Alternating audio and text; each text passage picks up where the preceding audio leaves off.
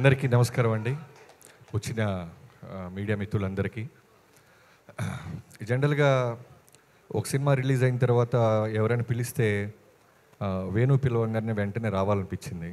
వచ్చి మనం ఏం మాట్లాడుతామంటే సినిమా చూడండి, అలా ఉంది ఇలా ఉంది రెవెన్యూ అని. కానీ వీళ్ళ కన్నీళ్ళు, వీళ్ళ ఆనందం, వీళ్ళ ఎమోషన్ అది సరిపోద్ది సమాధానం. అంటే నేను తీసిన సినిమాకి ఎమోషన్ అవటం ఓకే, బట్ ఎక్కడో ఉన్న మట్టిలో మాణిక్యం అంటున్న మనోడు బోసు ఇంత మంచి సినిమా తీస్తే ప్రతి ఒక్కళ్ళు ఎమోషన్ ఫీల్ అవుతున్నారు. చాలా రేర్గా కుదురుద్ది ఇది. అంటే అసిస్టెంట్ డైరెక్టర్ల దగ్గర నుంచి లిరిక్ రైటర్లు, యాక్టర్సు, ప్రొడ్యూసర్సు, డిస్ట్రిబ్యూట్ చేసిన వాళ్ళు అందరూ ఎమోషన్ అవుతున్నారు. చాలా రేర్ మూమెంట్. చాలా చాలా ఫ్యూ ఫిల్మ్స్కి ఇలాంటి వైబ్రేషన్స్ కుదురుతాయి. బోసు బోసు అనగానే నోసు పగిలిపోద్ది అంటాడు ముఠా మేస్లో చిరంజీవి గారి పేరు బోసు. అలా మనోడు బాక్సులు బద్దలు కొడుతున్నాడు, నోసులు కాదు. నువ్వు అమీర్పేటలో నిక్కరనగానే నిజంగా నీ కాన్ఫిడెన్స్కి నాకు యాజ్ ఎ డైరెక్టర్గా వణుకు పుట్టింది తమ్ముడు. నేను అందుకే సినిమా సక్సెస్ అవ్వగానే నేను ఫస్ట్ వేణుకి నీకు కాల్ చేశా. నువ్వు సూటు కాదు, లుంగి కట్టుకో, ఏమైనా కట్టుకో. నీలో ఎంత హానెస్టీ ఉందంటే నిజంగా ఒక ఆర్ నారాయణ మూర్తి గారిని చూసినప్పుడు ఒక ఒరిజినాలిటీ ఉంటుంది చూసారా, అలా అంత హానెస్ట్గా ఉన్నాడు మనోడు. అంటే ఎక్కడ ఫేక్ లేదు, ఎక్కడ పిఆర్ స్కిల్స్ లేవు. ఎవరు మాట్లాడుతున్నా సరే విజిల్స్ వేసేస్తున్నాడు. ఆ ఢిల్లీ హీరో మాట్లాడుతున్నా విజిల్ వేస్తున్నాడు, చైతన్య గారు మాట్లాడుతున్నా విజిల్స్ వేస్తున్నాడు. తను డైరెక్టర్ అనే విషయాన్ని మర్చిపోయి అంత ఎంజాయ్ చేస్తున్నాడు. నీకు సక్సెస్ ఎందుకు రాదు తమ్ముడు? బోసు బాక్సులు బద్దలు కొడతానే ఉండు.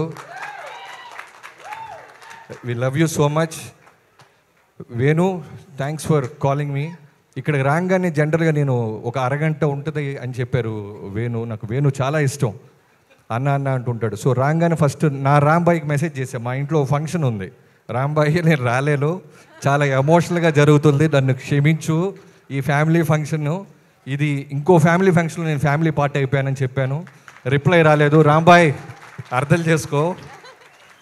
సో వేణు, జనరల్గా నేను గుంటూరులో ఉన్నప్పుడు సినిమాలు చూసి డైరెక్టర్ అవ్వాలని వచ్చి డైరెక్టర్ అయ్యాను, సినిమాలు చేస్తున్నాను. బట్ ఈ సినిమా ఈవెంట్కి వచ్చాను. ఈ సినిమా గురించి ఉన్న నేను ప్రొడ్యూసర్ అవ్వాలని అంత ధైర్యాన్ని ఇచ్చావు తమ్ముడు నువ్వు. ఫస్ట్ టైం అంటే వేణు, ఈటీవీ విన్ వీళ్ళందరూ కలిసి ఇంత మంచి రాజు వెట్స్ రాంబాయి అనే సినిమా రావటం అంటే మౌత్ పబ్లిసిటీతో స్టార్స్ అక్కర్లేదు, కంటెంట్ ఎమోషన్ ఉంటే చాలు, విజృంభిస్తే రెవెన్యూ అని ప్రూవ్ చేశారు చూసారా. So first of all thank you Venu for giving బోసు అండ్ ఈటీవీ విన్.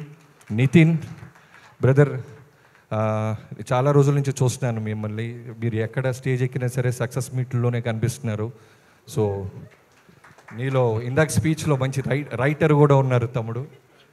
సో మీలాంటి వాళ్ళని గుర్తించిన బాపినాయుడు గారికి, రామోజీ లాంటి ఫిల్మ్స్ సంస్థకి చాలా థ్యాంక్స్. అండ్ సాయి నీ పార్ట్నర్, మీ అందరికీ. అండ్ మ్యూజిక్ డైరెక్టర్, ఇందాక అక్కడి నుంచి మొదలైంది నాకు ఎమోషన్, కన్నీళ్ళు. మనోడు నిజంగా వాళ్ళ అమ్మ నాన్న ఫొటోస్ వేసినప్పుడు నేను కూర్చోండి వెంటనే నిలబడ్డాను. నిజంగానే మన పేరెంట్స్, నాకు మా మదరు ఫాదరు, నా ఫాదర్ ఉండేవాళ్ళు వాల్తేరు వేరే దాకా, బట్ మా మదరు నేను రైటర్గా సోలో కార్డు లేనప్పుడే కాలం చేశారు. అప్పటి నుంచి నాకు ఆ వెలితి, ఆ పెయిన్, ఆ బాధ తెలుసు. సో నువ్వు ఆ విజువల్ ఏంగానే అనిపించింది. నిజంగానే తల్లిదండ్రులు మర్చిపోనోడు ఎవ్వడూ కూడా జీవితంలో గొప్పోళ్ళే అయి ఉంటారు. సో తప్పకుండా నీ సంగీతం, అందరూ అదే మాట్లాడుతున్నారు. ఫస్ట్ సినిమాలో గెలవాల్సింది సంగీతం, ఆ తర్వాత డైలాగ్స్, ఆ తర్వాత విజువల్స్, ఆ తర్వాత ఏదైనా కంటెంట్. ఫస్ట్ మార్కెట్లోకి వెళ్ళేది సంగీతం. అలాంటి సంగీతంతో ఈ జనాన్ని రాబట్టిన నీకు నిజంగా చాలా చాలా పెద్ద భవిష్యత్తు ఉంది తమ్ముడు. Keep all the best. And DOP అందరూ వెనకాల నిలబడుతున్నారు. ఇంత మంచి సక్సెస్ ఇచ్చి మీరు ముందుకెళ్ళి ఇంకా చాలామంది జనాల్లో కనపడాలి. Great job. And Vamsi Nandipati garu, మొన్నే నేను ఈ సినిమా రిజల్ట్ తెలియకుండా ఫోన్ చేశాను. సార్ వంశీ గారు రాజా చేయి వేస్తే అన్నట్టు మీరేంటి సార్ ఎడిట్ రూమ్లో నుంచే సినిమాని జడ్జి చేస్తున్నారు అని. వేణు, ఇందాక నువ్వు ఒక మాట అన్నావు, ఈ సినిమా చూసి ఎవరో ఒక నలుగురు వచ్చి సగంలో నుంచి నడుచుకుంటూ వెళ్ళిపోయారని. నాకు ఒక మూమెంట్ అనిపించింది, ఒక మూమెంట్ గుర్తొచ్చింది. ఫైట్ క్లబ్ అని 1999లో బ్రాడ్ పిట్తో సినిమా వచ్చింది. ఆ సినిమా రాగానే చాలామంది పెద్ద పెద్ద మీడియా సంస్థలు సినిమా బాగాలేదు, డిజాస్టర్, వర్స్ట్ ఫిల్మ్, ఇలాంటి సినిమా అసలు రాకూడదు అని రాశారంట. ఓ 1-2 ఇయర్స్ తర్వాత ఆస్కార్ వచ్చిన తర్వాత బ్రాడ్ పిట్ డైరెక్టర్ అందరూ కలిసి స్టేజ్ మీద ఆ 4 సంస్థలకి థ్యాంక్స్ చెప్పినాయి. చదివి మరి మీ జడ్జిమెంట్ ఇది ఆస్కార్ దాకా వచ్చింది, one of the cult film అయింది అమెరికాలో అని. సో అలా అనిపించింది. వాళ్ళ పేర్లు అయితే చెప్పొద్దు పాపం, లెట్ దెమ్ గో. బట్ మీ జడ్జిమెంటే ఆడియన్స్ జడ్జిమెంట్ అయింది. సో శివాజీ గారికి ఇందాక అదే చెప్తున్నాను, ఆ ఫాదర్ క్యారెక్టర్ చేసిన శివాజీ గారికి మన సముద్రంలో శ్రీహరి గారిని చంపేటప్పుడు ఒక క్లోజప్ ఉంటుంది. నేను డైరెక్టర్ అయిన తర్వాత చాలా కొన్ని సినిమాలు మళ్ళీ మనం చూస్తుంటాం. సో ఆ క్లోజప్లో ఒక సీనియర్ యాక్టర్ని శ్రీహరి గారిని చంపేస్తున్న ఒక కింద ఉన్న పోలీస్ ఆఫీసర్గా ఆయన భయాన్ని, క్షమించండి సార్ తప్పట్లేదు అనేదాన్ని, ఆ రెండు ఆయన చూపించిన క్లోజప్ నాకు ఎప్పటికీ బ్రెయిన్లో ఉండిపోయింది. ఇందాక ఆయన స్టేజ్ ఎక్కితే అదే కనిపించింది. అలానే అనిత గారు, మీ అందరూ ఎమోషనల్గా ఉన్నారు. అందుకే మా రాంబాయికి మెసేజ్ చేశా, అయితే ఇంట్లో తర్వాత లొల్లి అని. సో ఇంకెవరైనా మర్చిపోతే క్షమించండి. మిగతా ఆర్టిస్టులు అందరూ, తర్వాత మేజర్గా అఖిల్, మీ అమ్మ నాన్న కానిస్టేబుల్, ఇందాక కోనా గారు అన్నట్టు కానిస్టేబుల్ కొడుకు మెగాస్టార్ పవర్ స్టార్ అయినట్టు ఎవరి అబ్బా సొత్తు కాదు, టాలెంట్ ఉంటే సరిపోద్ది.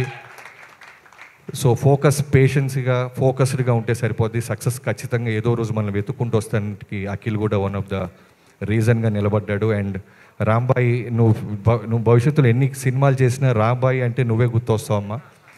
గ్రేట్ సావిత్రి గారితో నేను పోలుస్తున్నారంటే చిన్న విషయం కాదు. నిజంగానే టీజర్ చూసినప్పుడు, ట్రైలర్ చూసినప్పుడు ఎంత బాగా అనిపించిందంటే ఆ అమ్మాయి చాలా హానెస్టీగా ఉంది. ఈ 2 పాత్రలు నిజంగా ఆ ఒరిజినల్ లవ్ స్టోరీ ఉన్న క్యారెక్టర్లు వెతుక్కొని మీ ఇద్దరి దగ్గరికి వచ్చి అనిపించింది. So I wish you all the best. ఆగన్నా. సో తర్వాత చైతు గారు, నిజంగానే మా రవి గారు చెప్పినట్టు చచ్చిపోతే బాగుండనంత భయంకరంగా చేశాడంటే చిన్న విషయం కాదు. మీకు చాలా చాలా చాలా చాలా పెద్ద భవిష్యత్తు ఉంది మీకు, మీరు తడిగొట్టేసుకోవచ్చు హ్యాపీగా. సో ఇంకెవరైనా మర్చిపోతే క్షమించి. ఎడిటర్స్, అసిస్టెంట్ డైరెక్టర్స్ అందరికీ పేరు పేరున థ్యాంక్ యూ సో మచ్. ఈ సినిమా ఖచ్చితంగా చూడండి అని చెప్పాల్సిన అవసరాన్ని దాటేసింది. ఈ స్టేజ్ మీద ఉన్న ఆనందమే దీనికి పెద్ద సాక్ష్యం. I wish you all the best and keep growing. Thank you so much. అందరికీ మర్చిపోయింది, క్షమించు. ఫైనల్గా తమ్ముడు, నువ్వు పాటలు రాసినట్లేదు, యుద్ధం చేసినట్టుంది ఇందాక. అలా అగ్రెసివ్గా రాసావు పాటలు. సో తప్పకుండా మా చిరంజీవి గారి సినిమాలో కూడా మీరు రాస్తే మా పాటలు బాగుంటాయి అనిపించింది. అండ్ బోసు, నేను స్టేజ్ మీదే అడుగుతున్నాను, నా నెక్స్ట్ చేయబోతున్న చిరంజీవి గారి సినిమాలో నువ్వు ఒక క్యారెక్టర్ చేయాలి తమ్ముడు. బాస్తో చేయాలనిపించింది నాకు. ఎందుకంటే ఆ హానెస్టీ నాకు చాలా బాగా నచ్చింది. చాలా రేర్గా కనిపిస్తారు. ఓకేనా కాదా? Thank you so much. That's amazing. కాదు బాబీ గారు, మేము ఏదైనా అప్డేట్ బాస్ గారు cinema update acting with boss, ఇది అప్డేట్. ఓకే, అరే ఓకే.